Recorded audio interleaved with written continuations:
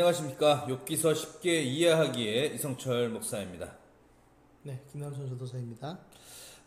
지난번에는 욥기서 1강을 했고요. 오늘은 이제 욥기서 제 2강을 하려고 합니다. 그래서 오늘 주제 강의는 욥기서는 왜 구약 성경에 포함되었을까라는 것과 그리고 그 안에서 이스라엘의 전기 문화와 전기 지혜 문화와 후기 지혜 문화를 구분해서 오늘 말씀을 드릴 거고요. 또 욥기의 이 고난의 문제, 욥기와 고난의 문제, 특히 성서는 고난에 대해서 어떻게 말하고 있는지에 대해서 오늘 제 말씀을 드리려고 하는데요. 먼저 사과의 말씀을 드리겠습니다. 왜 사과를 하냐면 저희가 이제 처음 하다 보니까 말이 너무 많았어요. 할 얘기가 너무 많고 그러다 보니까 이 영상을 보니까 저희도 중복된 이야기가 너무나 많고 또 두서없이 이야기한 그런 부분들이 있어서 먼저 이 영상을 시청하신 우리 수강자 여러분들께 먼저 이렇게 사과의 말씀을 드립니다. 그리고 지난주에 이제 말했던 다시 한번 내용을 한 번 더 이제 말씀을 드릴 건데요. 우리가 네, 왜 욥기서를 읽어야 되는지에 대해서 말씀을 드렸는데 그렇죠. 한번 우리 김난선 전사님이 그거에 대해서 한번 간략하게 네. 요점을 다시 한번 짚어주시죠. 간단하게 이야기를 해서 그런 거죠. 우리가 욥기 지금 읽어야 하는 이유는 지금 우리 삶에 욥과 같이 고난이 있기 때문이고, 그러나 욥은 어쨌든 간에 결말 부분에서 그 고난을 이기고 승리했습니다. 그리고 복을 받았죠. 어쨌든 간에 우리도 승리하는 그리스도인으로서 이 고난을 우리가 당하는 가운데서 우리 삶이 멈추면 안 되지 않겠습니까? 예수 그리스도와 함께 승리하기 위해서 우리는 욥기를 읽고 또 고민해야 된다고 생각합니다. 그렇습니다. 맞습니다. 우리가 읽어야 되는 부분이죠. 이 고난은 사실 우리의 삶과 같이 동반되어져 있습니다. 뭐 여기에 고난 없는 사람은 아마 없을 것입니다. 그러나 뭐 정말 결론적인 주제를 얘기를 한다면 이 욥기서를 통해서 다시 한번 여러분들이 하나님을 정말 제대로 경험할 수 있는 그런 시간이 됐으면 좋겠고요. 그리고 욥기서는 그리스도의 이 고난을 빼고서는 말할 수가 없다라는 것입니다. 이것을 한 번 더 기억해 주셨으면 좋겠습니다. 자, 그럼 이제 본격적으로 이제 이 강에 대해서 이제 말씀을 나누려고 하는데요. 여러분 삶 가운데 고난이 있었다면 여러분 삶 가운데 어떤 고난이 있었습니까? 정말 수많은 고난이 있었을 거예요. 그러나 그 중에 뭐 한 가지 정말 기억나는 것이 있다면 여러분들은 스스로 한번 생각해 보시고요. 이 고난에 대해서 우리 전사님께 한번 제가 질문을 한번 드려보겠습니다. 네. 전사님은 고난 많이 있었나요? 뭐 물론 제가 나이는 어리지만 뭐 고난이 있었다 이렇게 말씀을 드리기가 좀 조심스럽긴 하지만, 그렇죠. 네. 나이에 비해서 고난이 네. 뭐 너무 좀 나이가 어리다 보니까 좀 이해가 안 되는 그런 부분도 사실 있을 수도 있어요. 연령대에 네. 대해서. 근데 이제 분명히 살아오면서 사람은 누구나 이 고난을 겪게 되는 그런 부분들이 있죠. 그렇기 그렇습니다. 때문에 우리 김나선 전사의 고난은 과연 어떤 고난이 있었을까 한번 듣고 싶습니다. 간단하게 말씀드려서 저 같은 경우에는 이제 대학원 지금 MDB 이제 거의 마무리하는 과정인데, 처음에 들어갈 때 저는 입학 시험을 2번 쳤습니다. 남들이 하지 못하는 경험을 했죠. 근데 이게 뭐 제가 실수를 했거나 뭐 제가 이제 뭐 착각을 했다면 저는 여기서 고난 내가 겪었다, 이렇게 힘들었다라고 얘기는 못 할 거예요. 제 실수니까. 근데 이제 사실은 학교에서 제 졸업 문제에 대해서 번복을 했고 이제 그렇기 때문에 좀 힘들었던 적이 있습니다. 덕분에 1년을 그냥 날려버렸죠. 어떻게 보면 날린 거죠. 그렇기 때문에 그때 조금 힘들었습니다. 왜 졸업을 번복을 했을까요? 졸업을 그러니까 조금 자세하게 좀 설명을 해드리면, 공부를 잘했어? 뭐 공부를 잘해서 그런 건 아니고요. 제가 뭐 네 그렇습니다. 어쨌든 간에 그러니까 필수로 들어야 되는 과목에 대해서 전산 처리가 뭐 잘못됐다고 얘기는 하더라고요. 그래서 결국에는 거기에서 그냥 미안하다 얘기하고 이제 학과 조교를 잘랐다고 하더라고요. 그 사람이 하루 이틀 일이 아니래요. 그런 실수가. 그래서 이제 결국 잘랐는데 저한테는 그냥 결국엔 뭐 미안하다 정도로 끝났던 그런 해프닝이 있었습니다. 그러면 제가 듣기에 네, 수강 이 필수 과목을 다 들어야 되는데 네, 거기에 누락이 돼서 네, 한 번 더 1년을 그렇죠. 더 수강을 했다라는 얘기죠. 그렇죠. 정확하게 말씀드리면 한 학기였는데 이제 말이 좋아서 한 학기지. 또 제가 또 뭐 대학원을 물론 2학기 때 들어갈 수는 있긴 하겠지만 그게 뭐 쉬운 일은 아니잖아요. 그래서 뭐 결국에는 지금 생각해 보면 그냥 뭐 쉬는 시간을 가졌다 이렇게 생각을 하고 있는데 그 당시에는 굉장히 마음이 어렵고 또 주변 사람들한테도 또 뭐라고 얘기하겠어요. 그 당시 제가 좀 곁다리지만 그 당시에 제가 시험 결과가 좀 좋았습니다. 그래서 장학금도 받을 상황이었는데 그게 다 날아갔죠. 어, 그게 일생의 삶 중에서 고난 중에 고난이었다. 지금까지는 그렇습니다. 별로 그러니까 고난을 안 겪은 거죠. 좀 이런 고난 말고 네, 이런 고난은 우리 듣는 분들에게 조금 와닿지 않는 이제 그런 경우가 좀 있는 것 같아요. 네, 이제 이런 고난 말고 네. 좀 우리 듣는 분들이 좀 같이 동감할 수 있는 고난 음, 뭐 없을까요? 생각을 좀 해봐야 될 것 같아요. 생각을 해봤는데요. 아무래도 이제 목사님께서 저보다 경험도 훨씬 더 많으시고 하니까 저보다는 목사님 말씀을 이쯤에서 들어보는 게 낫지 않을까 생각이 드는데요. 목사님 괜찮으시다면 어떤 고난이 있었는지 잠깐 목사님의 말씀을 좀 듣고 싶습니다. 고난에 대해서 이제 제가 얘기하는 그 부분에 대해서 여러분들이 얼마나 공감할지는 솔직히 잘 모르겠어요. 왜냐하면 고난의 정도가 사람마다 다 다르잖아요. 그렇죠. 아까 우리 김난선 전사님이 얘기했던 그런 고난이 혹시도 있을 거고 또 어떤 분들은 정말 지금 삶 가운데 지금도 고난 중에 있는 분들 이 고난이라는 게 사실 뭐 크기를 따지기에는 사실 좀 어려운 부분이 있습니다. 그러나 내가 생각했을 때, 야, 이것은 나에게 고난이었다, 고통이었다, 이렇게 생각하면 그것은 바로 고난이라는 것이죠. 그래서 고난은 큰 고난, 작은 고난 없다라는 것을 일단 말씀을 드리고요.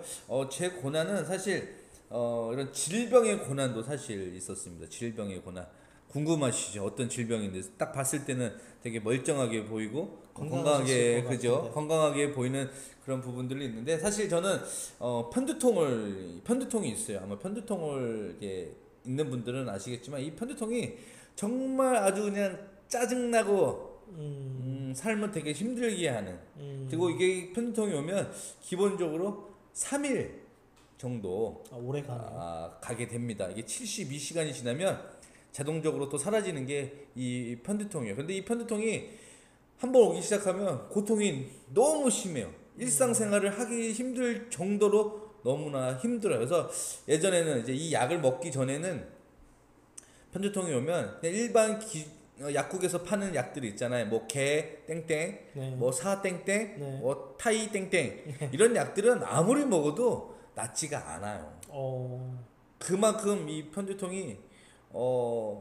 되게 좀 이제 심한 정도인데 물론 이 편두통도 뭐 중강약이 있다라고 해요. 그러니까 저는 아마 중 정도 들어가는 것 같아요. 이거보다 저보다 더 심한 분들도 있는데 어, 아무튼 이 편두통이 오면 3일 동안 저는 누워만 있었습니다. 너무 아프고 막 아무것도 하기 싫어서. 그래서 이제 신경외과에 가서 이제 검사를 받게 되었죠. 그랬더니 그 결과 편두통이 맞다라는 그런 이제 진단을 받게 되고 거기서 지어주는 이제 약을 먹고 이제 그 약을 먹을 때마다 편두통이 이렇게 좀 한순간에 좀 사라지는 그런 이제 부분이 있었는데 이런 질병 오면 너무나 힘들다라는 거. 저에게는 이게 고난이라는 것이죠. 근데 이 편두통이 사라지는 것이 아니라 지금도 있어요. 어, 정말 피곤하고 그러면 이 편두통이 와요. 그러니까 편두통이 오는 이 다양한 경로가 있는데 어떤 분들은 뭐 속이 안 좋고 뭐 체하면 머리 아프다라고 하잖아요. 우리는 그렇게 생각을 하는데 병원에 가서 물어보니까 머리가 아프니까 속이 소화가 잘 안 되고 약간 어, 체기가 있는. 그러니까 어, 뭐든지 이 장기가 머리에서부터 시작된다라는 것이죠. 머리에 이상이 있고 네, 아픔이 있으면 이 속에 있는 우리 있는 이런 장기들이 잘 음, 활동을 하지 못하고 이렇게 좀 이렇게 아프다는 것이죠.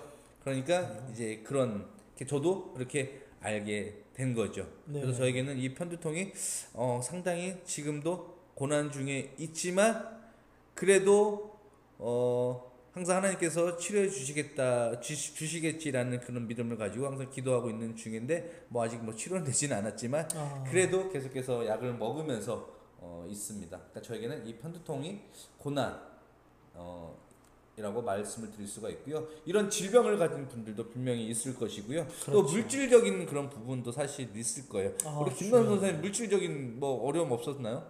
뭐 물질적인 어려움이라고 하면 뭐 목사님께서 말씀하셨다시피 어려움이라는 게 뭐 사실 큰 것도 있고 작은 것도 있지만 물질적인 어려움 지금 생각해 보니까 늘 있었던 것 같아요. 왜냐하면 지금도 이제 학생이기도 하고 아무래도 학생이다 보니까 여러 가지로 어려움이 있지만 그 중에 사실 솔직히 말씀드리면 가장 큰 건 학비죠. 그래서 여러모로 이제 뭐 장학금이 나오면 이제 장학금을 보태서 이제 학비를 내기도 하고 사실 여태까지 전액 장학금을 받아본 적이 손에 꼽아요. 그래서 늘 사실 어려움이라고 하면 지금 목사님께서 이제 물어보시니까 생각이 나는 건데 학비가 사실은 어떻게 보면 가장 큰 어려움이 아니었나 그렇게 생각해 봅니다. 맞습니다. 우리가 고난이라고 생각을 하면 아까 제가 얘기했듯이 질병의 문제에서 고난이라고 생각을 하고 또 한 가지 크게 생각하는 부분이 바로 이런 물질적인 고난을 되게 생각할 때가 상당히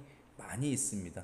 왜냐면 이 두 가지가 정말 우리 삶 가운데 밀접하게 관련되어져 있기 때문입니다. 특히 물질적인 부분은 뭐 실생활이라고 볼 수가 있죠. 그렇죠. 학비 때문에 뭐 저도 물론 학교 다니면서 뭐 학비 때문에 학자금 대출도 받아서 몇 천만 원을 막 은행에 막 결혼할 때까지 넣고 지금은 다 갚았지만 정말 이런 그런 이제 힘든 그런 부분들이 있습니다. 뭐 저 학교 다닐 때는 등록금이 한 막 180만 원, 200만 원 정도 학교 학부 때가 그 정도 되었고요. 뭐 지금은 훨씬 더 이제 시대가 지났기 때문에 더 많이 이제 네.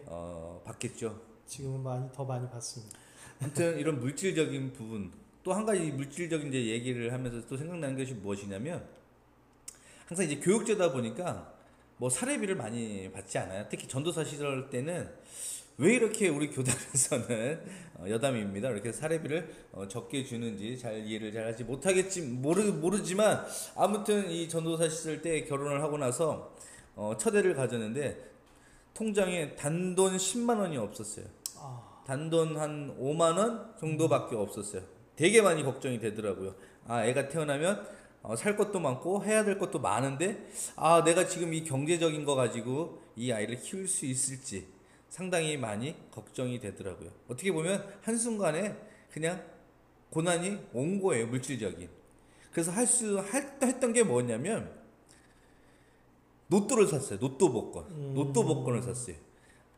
왠지 저 로또 복권을 사면 맞을 것 같은 그런 아주 마음이 들죠. 착각적인 그런 생각을 가지고 복권 추첨하는 날을 기대하면서 이제 복권을 이제 이렇게 채점했던 그런 적이 있는데 이게 고난이 오니까 사람이 앞뒤 생각이 별로 없더라고요. 맞아요. 어떻게 하면 세상적인 방법을 해결해 나갈 수 있을까 그런 생각이 들게 되더라는 것이죠. 자, 그렇다면 이제 우리 고난에 대해서 이렇게 뭐 저도 뭐 질병적인 거 이런 뭐 물질적인 것도 말씀을 드렸지만 분명히 여러분들도 질병적인 거 분명히 있을 거예요. 지금도 물질적인 거 분명히 있습니다. 그리고 또 살아가면서 사람과의 관계에서도 또 어려운 그런 고난이 있을 거고 또 신앙적인 그런 고난도 분명히 있을 것입니다. 이럴 때 이런 고난이 왔을 때 우리가 어떻게 대처했는지 자 고난이 왔을 때 그러면 여러분들은 어떻게 대처를 했나요? 어떻게 이겨냈습니까?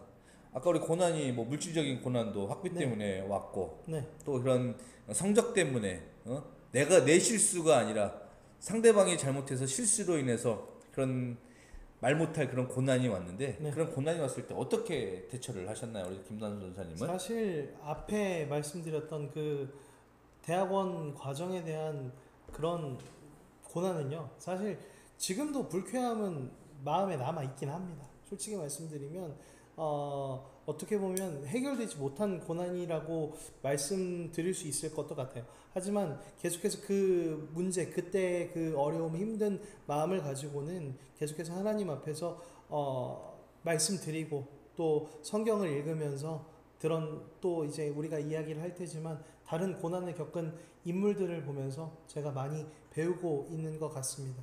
사실 언제 이게 해결이 될까라는 생각이 들기도 하지만 어쩌면 이 경험을 통해서 제가 또 성숙하는 단계가 있지 않았나. 그러니까 이제 어떤 일을 할 때 조금 더 한 번 더 체크하고 한 번 더 확인하는 그런 성숙함을 저에게 주지 않았나 그렇게 생각을 해보고요.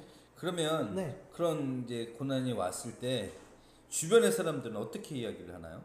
사실 주변 사람들은 거의 좀 두 가지 부류였던 것 같아요. 끝까지 네 책임이 아니냐라고 솔직히 좀 듣기 싫었는데 추궁하는 경우가 있었고요. 그리고 또 한편으로는 또 그거에 대해서 공감해주고 또 뭐 물론 그 사람들이 저한테 뭘 해주지는 않았지만 그래도 그거에 대해서 공감해주고 안타까워 해주고 또 친한 친구 같은 경우에는 같이 또 눈물 흘리기도 하고 그랬습니다. 눈물을 흘렸다. 네, 자, 그럼 고난이 왔을 때 그렇게 주변 사람들 이야기를 통해서 뭐 지혜를 좀 얻었나요? 아니면은 뭐 다른 쪽에서 좀 지혜를 구해서 그것을 좀 이겨낸 적은 있나요?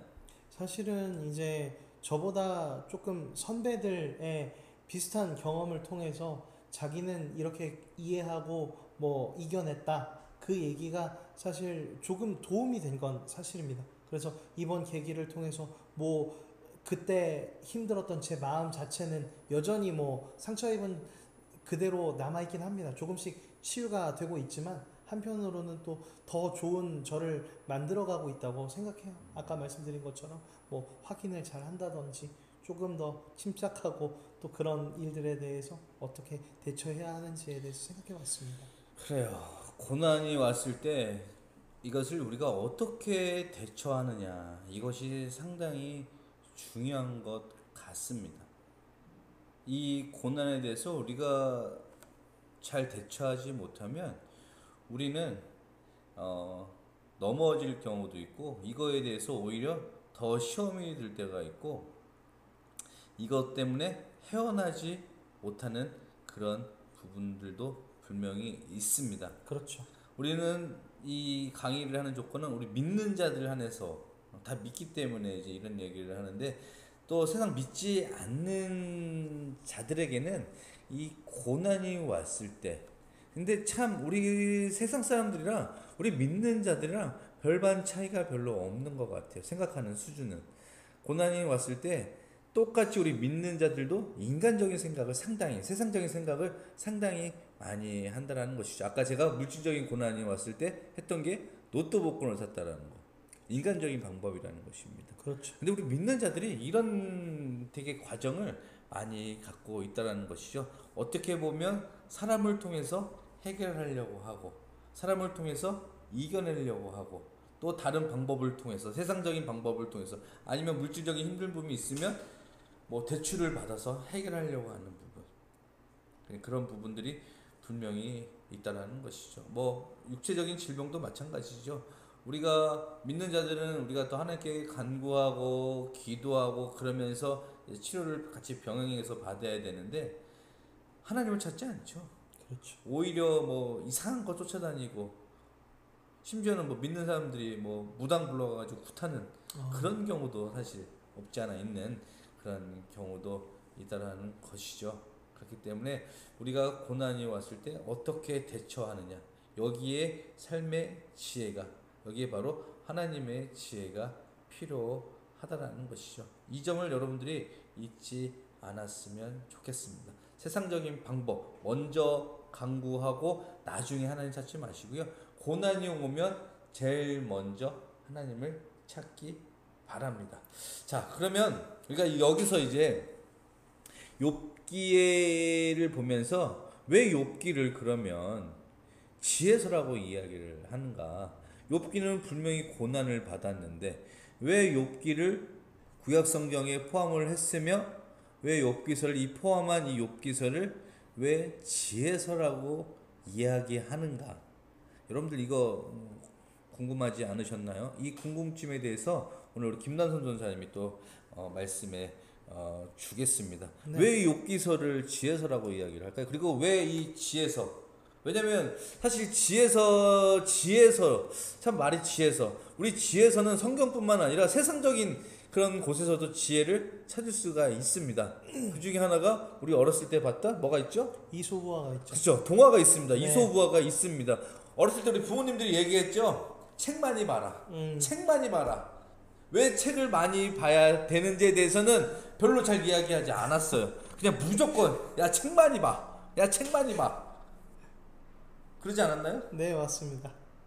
왜 책 많이 보라고 했을까요? 왜냐? 거기에 그런 사람들의 모습을 보면서 그들의 삶의 그런 방법들, 거기서 지식을 찾으라는 이야기라는 것이죠. 그리고 뭐 꿈도 가지라는 것이죠. 네. 우리 어렸을 때 뭐 동화책 많이 읽었는데 뭐 혹시 생각나는 뭐 이소무화나 동화 있으면 한번 얘기 좀 해주세요. 얼마 전에 다시 읽었던 이소부화 하나가 있는데 그 여우와 포도 이야기 목사님 아시죠? 뭐야? 여우와 포도 이야기 혹시 그 모르시나요? 내용이 여우가 네. 꼬리에 불 붙여서 도망간 건가요? 아니요. 그게 아닌가요? 아니고, 아도 가물가물한데요?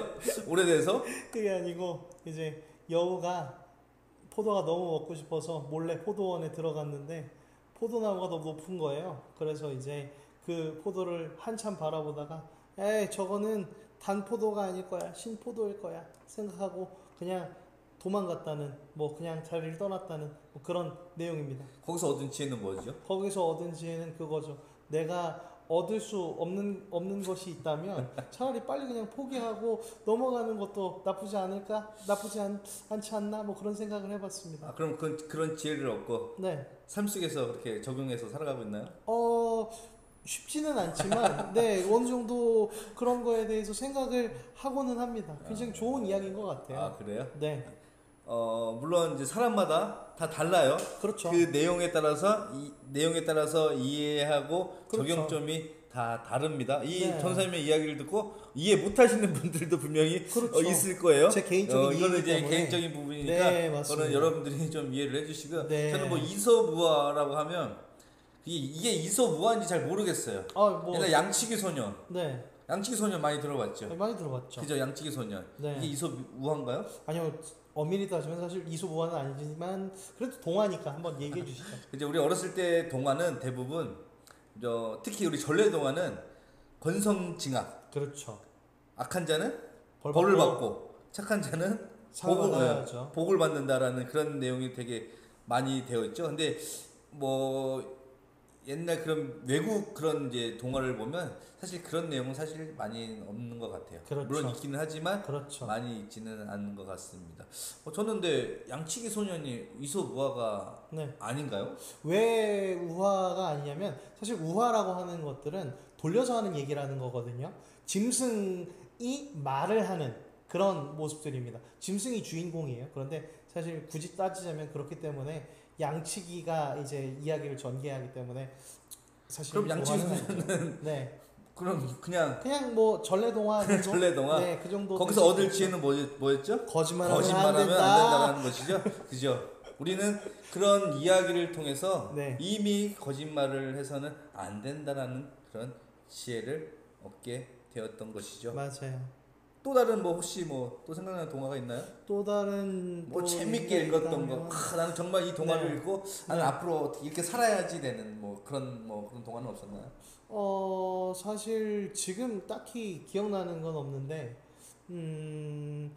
생각이 하나 나는 게 있다면 저는 이제 의좋은 형제 얘기가 갑자기 떠오르네요. 아, 의좋은 이것도 형제. 뭐 네. 전래동화죠. 그쵸. 우화는 아니고 그냥 전래동화인데 그걸 갑자기 떠오른 이유는 제가 이제 사실 여동생이 한 명 있어요. 여동생이 한 명 있는데 그 친구가 이제 서울에서 공부하기 때문에 지금 떨어져 있습니다. 떨어져 있는데 뭐 제가 동생한테 잘한다면 뭐 이런 의좋은 형제 이야기 떠오르지 않겠죠. 제가 못하고 있기 때문에 떠오르는 것 같은데 오늘 목사님과 이 얘기가 끝난 다음에 동생한테 전화해서 잘 있냐고 한번 물어봐야겠습니다. 의좋은 형제를 떠올리면서 내가 정말 동생과 사이좋게 네. 지내야겠다라는 네. 그런 지혜를 맞습니다. 깨닫게 된 거죠. 그리고 이제 실천하면 되는 것이죠. 이 의좋은 형제는 갑자기 얘기해서 생각나는 건데 네, 목사님. 예산에 있습니다. 예산에. 아 진짜요? 예산에 있습니다. 오. 예산에 그 저쪽 예산 그 저수지 쪽으로 조금 더 들어가면 네. 그 의존 형제 공원도 있습니다.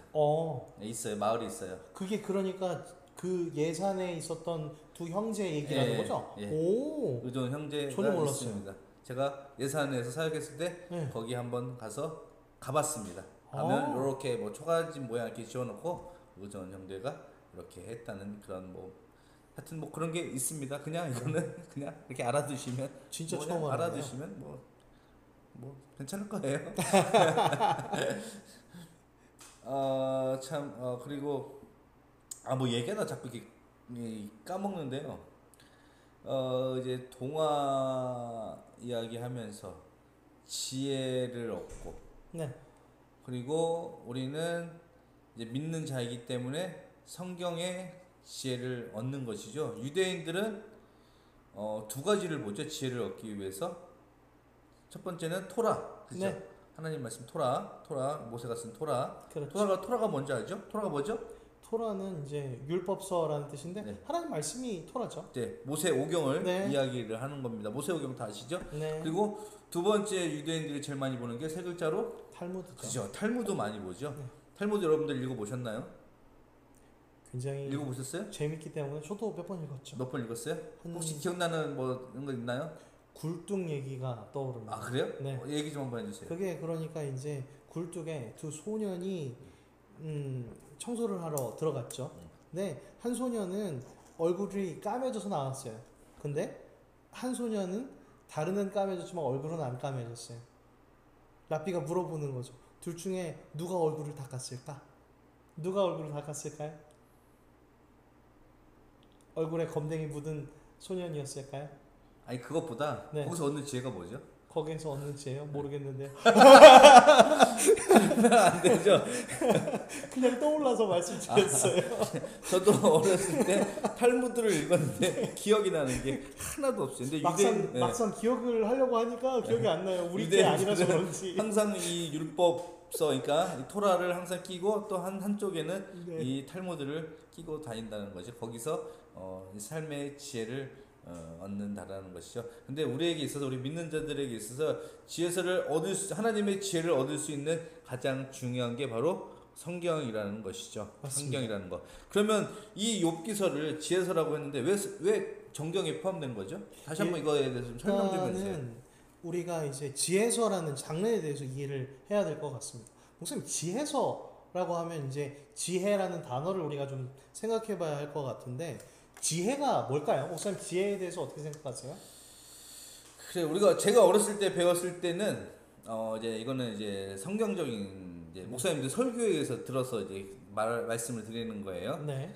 세상에 살아갈 때는 지식적인 삶을 갖는 거. 그러니까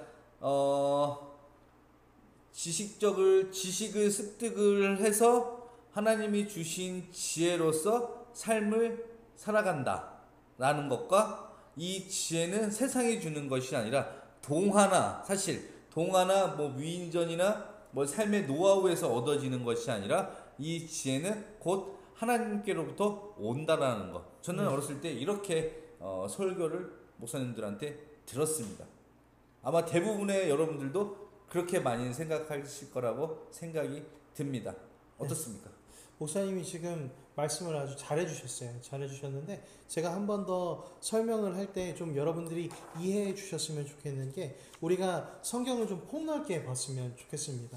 무슨 소리냐면, 구약 성경이 형성된 이스라엘 지역뿐만이 아니라 고대 근동에서 지혜가 무엇이었느냐를 좀 이해하면 좀 더 이해가 쉬울 것 같아요.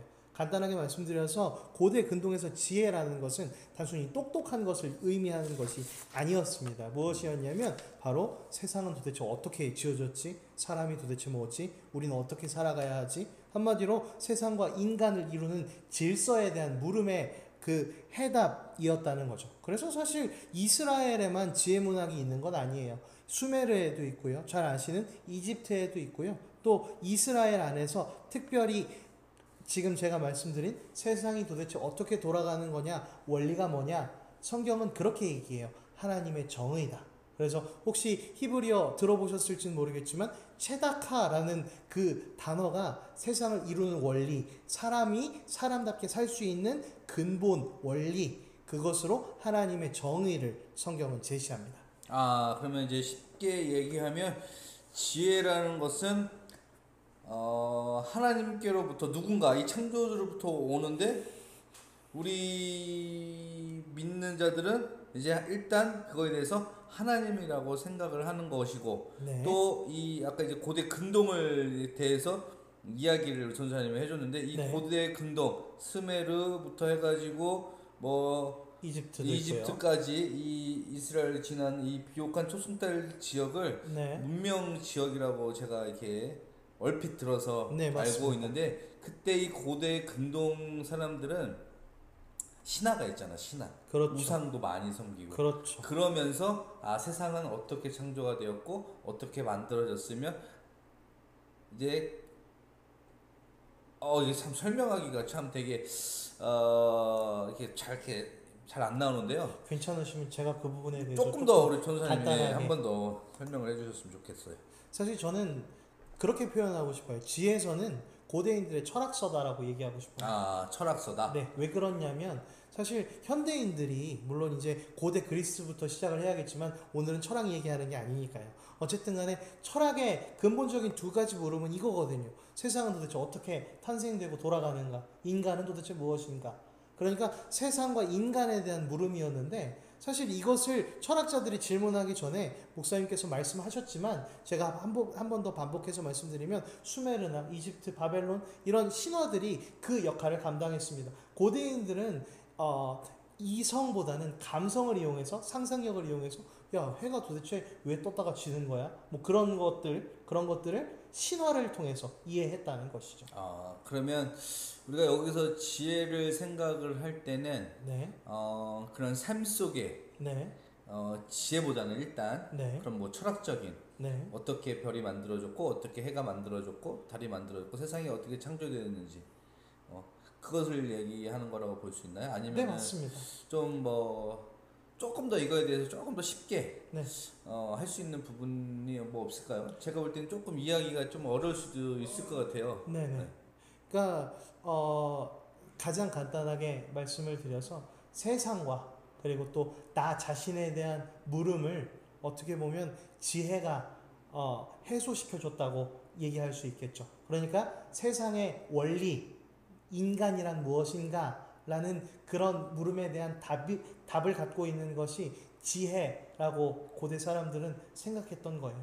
그런데 이스라엘 사람들은 하나님을 믿는 사람들 아닙니까? 그렇기 때문에 그 지혜가 세상이 어떻게 창조되었냐, 인간은 도대체 무엇이냐, 하나님으로부터 그 해답을 얻을 수 있다고 생각을 했던 것이죠. 그렇기 때문에 지혜 문학의 대표적인 잠언서는 어떻게 얘기하나요? 하나님을 경외하는 것이, 하나님을 잘 알고 하나님 앞에서 똑바로 사는 것이 지혜의 근본이다 라고 이야기를 한 거죠. 그러면 제가 잘 이해를 했는지 네. 안 했는지 잘 모르긴 사실 이 하겠는데요. 부분이 좀 어렵기는 합니다. 그러니까 이 삶의 지혜는 네. 우리가 생각할 때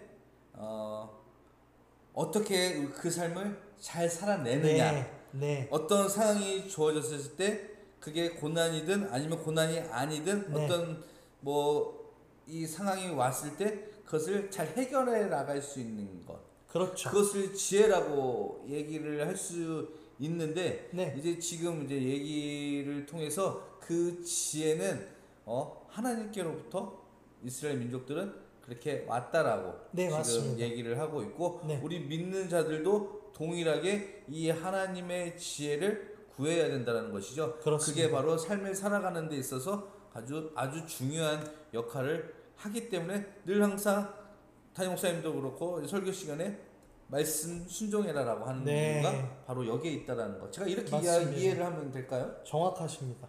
정확한가요? 네, 아주 정확합니다. 아닌 것 같은데. 제가 하고 싶었던 얘기가 바로 그겁니다. 그래서 사실은 네. 이제 제가 지난주에 그런 얘기를 하지 않았습니까? 구약은, 욥기는 물론 유대교의 경전이기도 하지만 동시에 우리 기독교의 책이라고 말씀을 드렸어요. 그렇기 때문에 이 이야기가 하나님을 경외하고 하나님께서 우리 삶의 근본이 되신다라는 그런 법칙이 기독교인들에게도 적용되기 때문에 우리는 반드시 더욱 기독교 안에서 우리는 성경을 읽어야 하는 것이고 욥기를 읽어야 하는 것이고 그렇기 때문에 당연히 기독교 정경으로도 유대교 정경뿐만이 아니라 기독교 정경으로도 욥기가 채택되었다라고 저는 말씀드리고 싶습니다. 아, 그렇군요. 자, 우리 이쯤에서 아까 이제 이야기하다가 보니까 한 가지를 좀 빼먹은 그런 부분들이 있어요. 네, 우리 아까 고난에 대해서 이제 잠깐 이제 뭐 물질적인 고난이 있고 질병적인 고난이 있고 그런 부분에서 얘기를 했는데 성경에 보니까 고난 받은 사람들이 생각보다 많이 있는 걸 볼 수가 있어요. 그죠? 많죠. 성경에서 그 인물들 중에서 그 고난을 받았던 인물들 몇 명만 소개 좀 해보자면 네. 대표적으로 뭐 누구를 들 수 있을까요?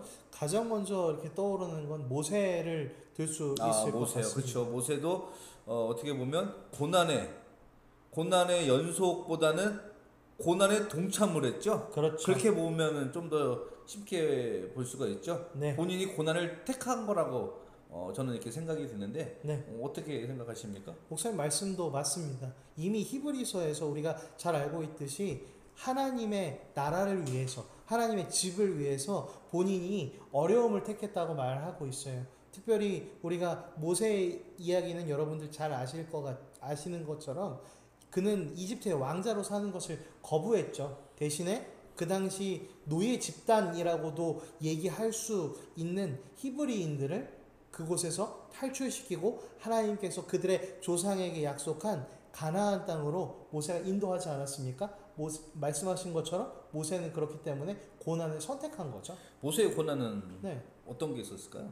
모세의 고난은 일단 사실 가장 먼저 그게 저는 떠오릅니다. 사실 어떤 누군가 단체를 이렇게 이끌어가고 어떤 방향으로 이끌어감에 있어서 가장 어려운 것은 그 사람들의 단체 안에 불만이 아니었을까 생각해 보는데 그런 점에서 히브리인들 정말 많이 불평하지 않았습니까? 맞아요. 그런 이제 모세 또 그런 고난이 있었을 것 같고요. 이제 사실 모세가 40년 동안 하나님께 연단 받는 그런 과정이라고 우리는 얘기를 하잖아요. 40년 그렇죠. 동안 그 연단 받은 과정이 어떻게 보면 모세의 고난 중에 하나였다라고 볼 수가 맞아요. 있습니다. 이거는 이제 신앙적인 하나님의 테스트라고 볼 수가 있는 고난이죠. 그렇죠. 이런 부분들이 성경에 보면 성경 인물들 중에 보면 상당히 많이 있습니다. 또 그 중에 하나가 또 뭐 요셉을 또 들 수가 있고 그렇죠. 뭐 다윗을 들 수가 있습니다. 그렇죠. 이런 신앙적인 연단을 받은 이런 고난을 받은 이 성경적인 인물들이 또 있다라는 것이죠. 요셉은 어땠습니까? 요셉 같은 경우에도 사실 굉장히 흥미로운 인물인데 사실 요셉도 굉장히 사랑받는 아들 아니었습니까? 아들이 11명이 있어요. 아들이 11명이 있는데 야곱이 색동옷을 입혔다고 성경은 얘기하죠. 편애했다는 얘기입니다. 맞아요. 근데 그 아들이 노예로 팔려가고 이집트에서 그러니까 하지도 않은 일 때문에 누명 쓰고 감옥에 가요. 언제 꺼내질 거라고 얘기도 없습니다. 그렇기 때문에 요셉 역시 굉장히 하지도 않은 일 때문에 고난을 받은 그런 중요한 인물이라고 할 수 그죠. 있죠. 요셉의 고난이라고 생각하면 보디발 장군의 네. 맞죠? 아내. 네, 맞습니다. 아내가 유혹하고 옷 벗고 막 쫓아오고 막 이런 네. 유혹했을 때 이게 요셉의 최대의 고난이 아니었나. 우리 삶 속에서도 이런 고난이 우리에게 분명히 다가올 수 있습니다. 우리는 그런 요셉을 보면서 요셉이 어떻게 이겨냈는지 또 거기에 하나님의 지혜를 얻게 되죠. 그렇죠. 하나님 앞에서 코람데오의 삶을 살았던 그런 요셉을 또한 볼 수가 있고 또 한 가지 더 인물을 들자면 다윗 하나님 마음에 합한 사람 다윗 네. 잘 알죠? 이거는 네. 뭐 얘기하지 않아도 여러분들 너무나 잘 알 겁니다. 그럼요. 이 다윗의 고난에 대해서 한번 네. 어떤 고난이 있었을까요? 다윗의 고난에 대해서 너무나 잠깐, 많죠, 다윗의 고난은. 네, 얘기하기 전에 잠깐 홍보 하나만 하겠습니다. 저희 유년부에서 지금 방구석 묵상학교를 하고 있는데 그 주제가 또 다윗 아니겠습니까? 제가 또 다윗의 고난에 대해서 할 얘기가 많죠. 다윗 같은 경우에는 뭐 여러분 잘 아시다시피 사무엘을 통해서 왕으로 기름 부으심을 받습니다. 그리고 또 그 이후에 어떤 일이 일어나나요? 물론 이게 고난이고 위기일 수도 있지만 골리앗을 이기잖아요. 물맷돌을 던져서 골리앗을 죽입니다. 완전 스타가 됐을 거예요. 그런데 그 이후에 바로 사울 왕은 자기를 죽이려고 하죠. 그때부터 고난이 시작되는 것 같습니다. 맞아요. 다윗은 기름 부음을 받은 사람이에요. 이 구약 시대 때 기름 부음 받은 사람들은 몇몇 없어요. 그렇죠? 제사장과 네, 그리고 왕과 네, 선지자 네, 이렇게 세 명만 기름 부음을 받았어요. 그리고 다윗은 또 특별히 이스라엘의 왕이 될 사람이에요.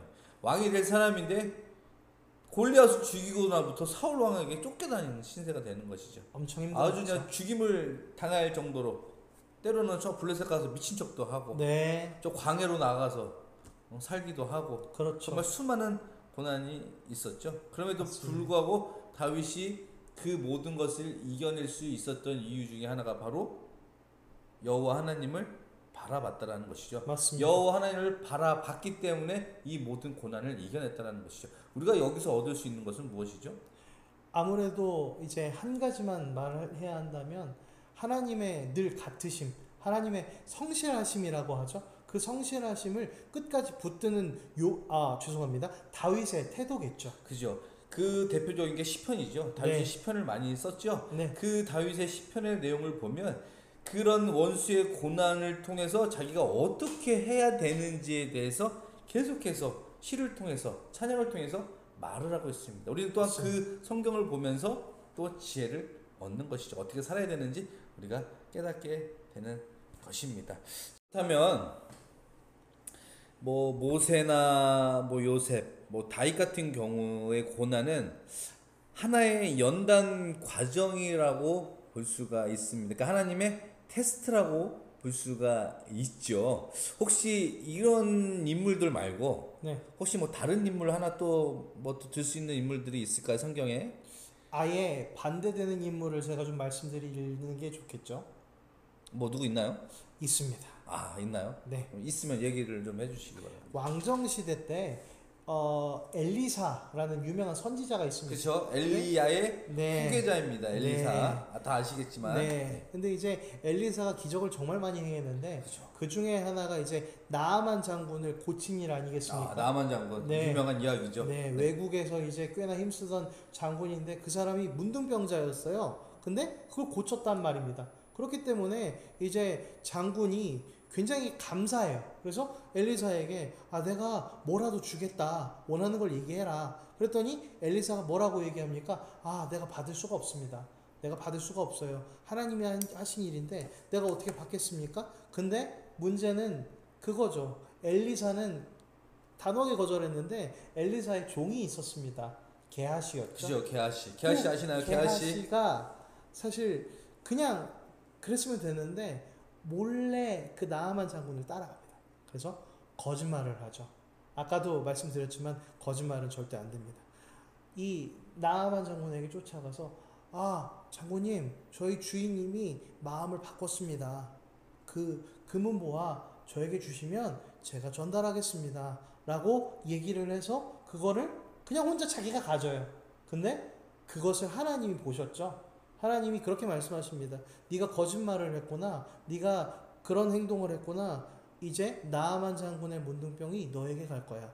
해서 게하시는 평생 문둥병자로 살아가게 됩니다. 그렇다면 이 게하시는 자기 욕심에 의해서 본 고난이 왔다라고 이렇게 그렇죠. 말씀을 드리면 좀 더 쉽게 이해가 될 수 네, 있나요? 맞습니다. 욕심에 의해서 네, 고난이 왔다라는 거죠. 네. 어떻게 보면 유혹을 못 이겨서 그렇죠. 어떤 고난이죠. 또 이 유혹에 대해서 또 욕심에 하다 보니까 네. 또 생각나는 또 신약의 인물이 있죠. 네. 대표적인 인물이 누가 있죠? 아나니아와 삽비라죠. 맞습니다. 아나니아 삽비라 초대교회에 뭔가 자기도 열심히 하려고 전 재산을 팔았지만 그 전 재산이 자기의 그 욕심에 못 이겨서 어느 정도 일부 숨겨놓고 성령을 거스르는 이 네. 베드로가 물어봤을 때 거짓말을 하는 그런 사건이 있게 되죠. 그러고 나서 결국에 죽임을 당하는, 어떻게 보면 이 부부의 고난은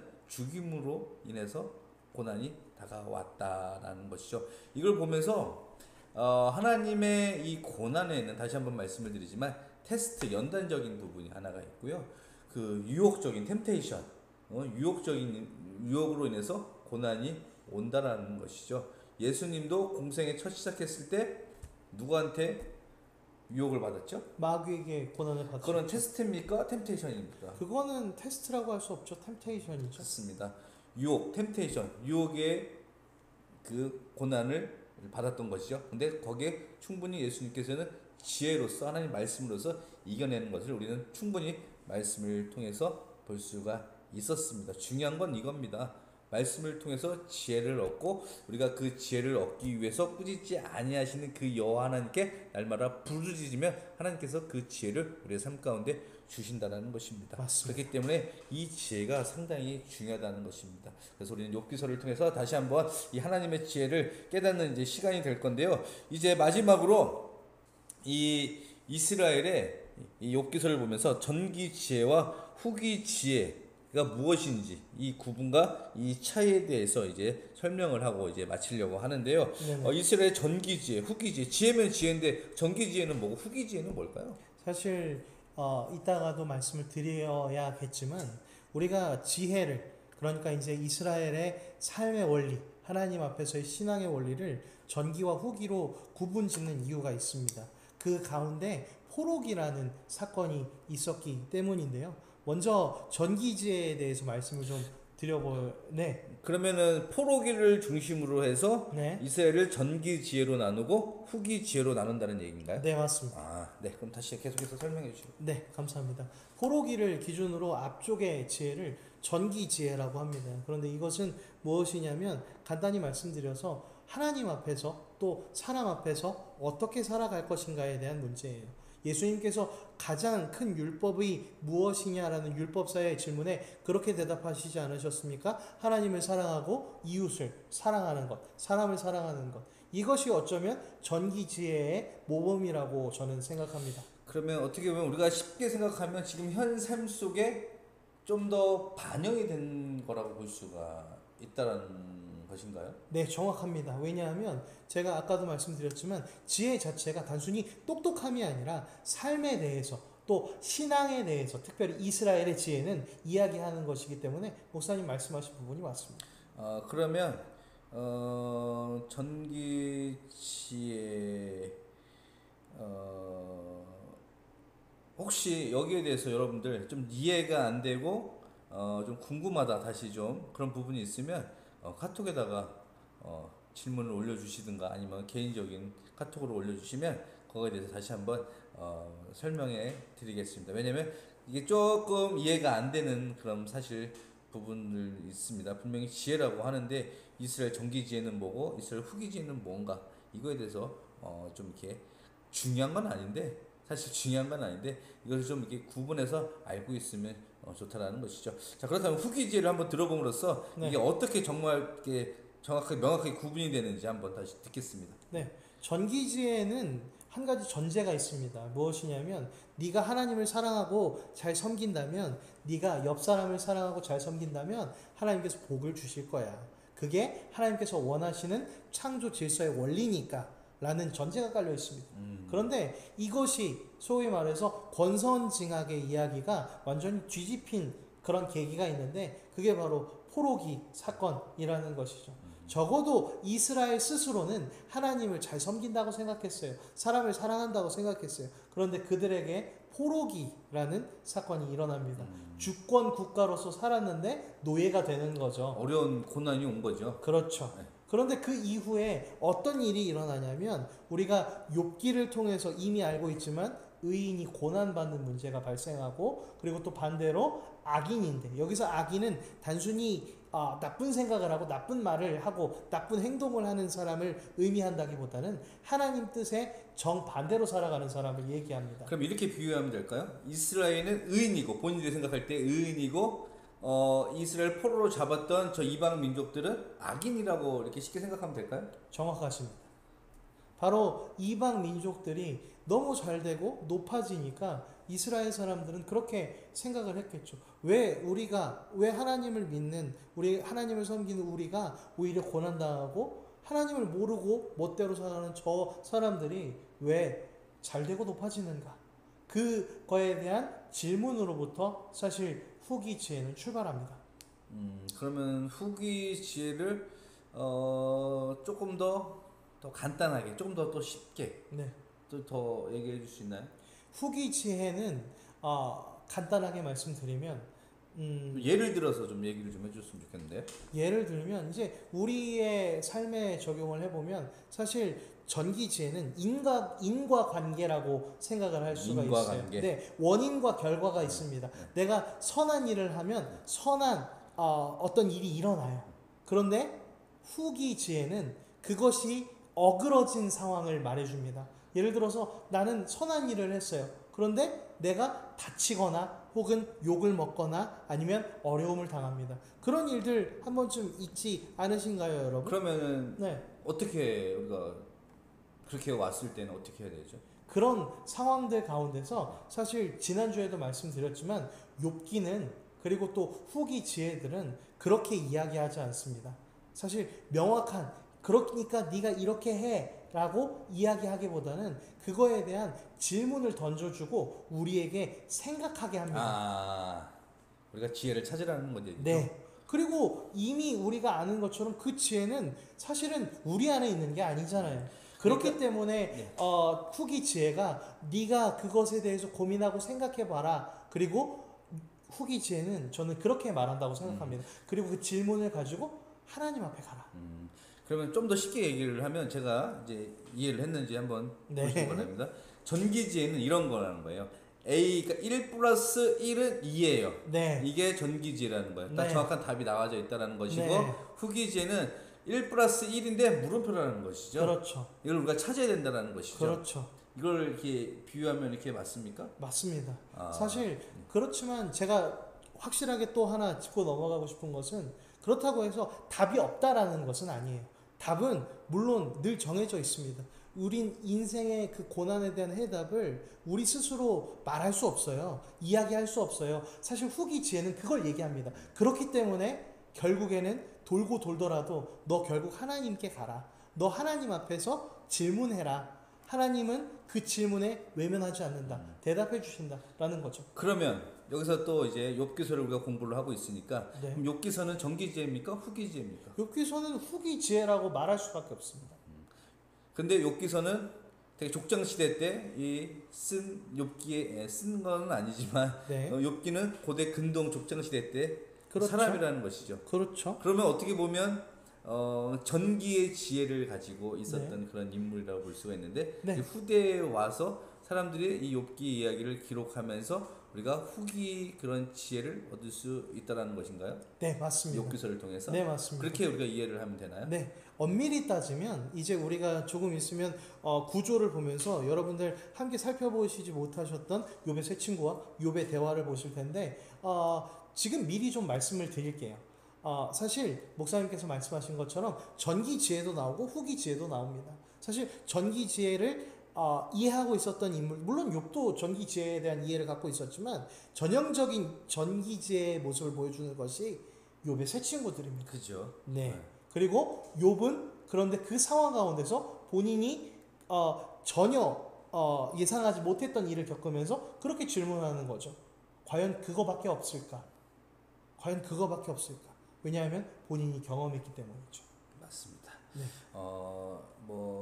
욥은 나중에 이제 그런 하나님의 어떠한 분이신지 깨닫게 되는 이제 그런 이제 아까 전사님이 얘기했듯이 후기치 문화에 속해 있는 그런 이제 질문을 가지고 하나님 앞에 나아가는 그런 이제 모습이 있었습니다. 어떻게 여러분들 좀 쉽게 이해가 되셨나요? 여러분들에게 어떻게 하면 가장 쉽게 이해를 시킬까 항상 고민이고 그런 마음을 가지고 있는데 그러면서 이제 이렇게 얘기를 하는데 잘 이해가 되셨는지 안 되셨는지 잘 궁금하긴 하지만 아무튼 잘 이해를 하셨을 거라 생각이 듭니다. 자 이제 마지막 이제 결론하고 이제 마치려고 합니다. 오늘 강의 내용을 네. 간단하게 한 20초만요. 20초만 얘기해 주신다면 네. 간략하게 정리해서 얘기를 해 주셨으면 좋을 것 같습니다. 우리가 오늘 전기지혜와 후기지혜에 대해서 얘기를 했습니다. 사실 후기지혜가 이야기해 주는 것은 그거 같아요.